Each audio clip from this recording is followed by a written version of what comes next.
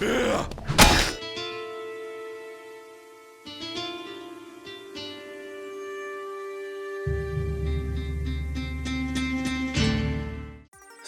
is a legendary one-handed weapon with poison enchant. It has raw damage of 41 and it requires you to have 30 strength and 60 dexterity. You don't need much strength to be able to use it, but 60 dexterity is quite high.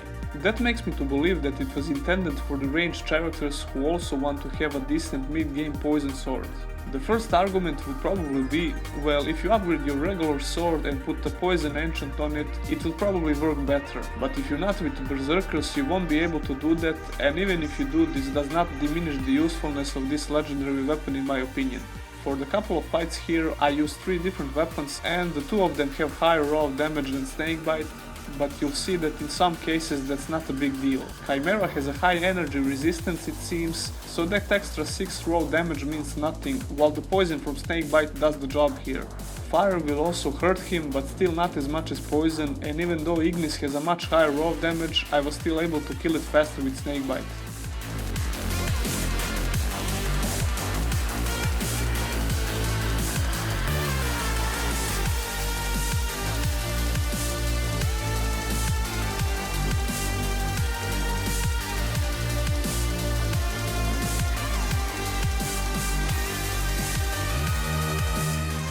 If you watched my elemental resistances video where I talk about fire and poison resistances, you will know that mountain trolls are also weak to poison and it shows really well in this fight.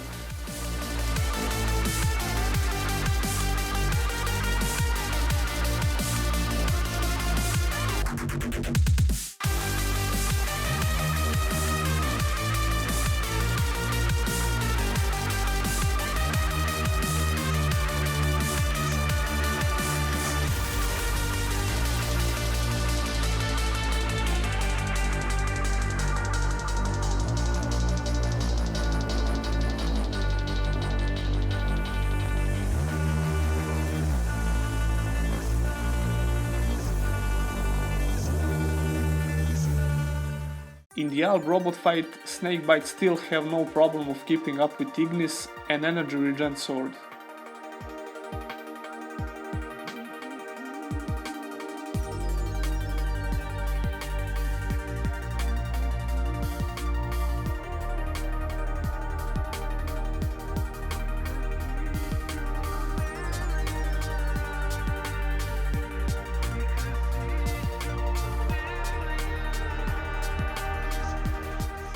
This mutant seems to have a high resistance to energy, and I actually speeded up the video and still Snakebite was in front, but like I said in my resistances video, fire works better against him in a long run. So in the end this weapon is not that bad as many people might think.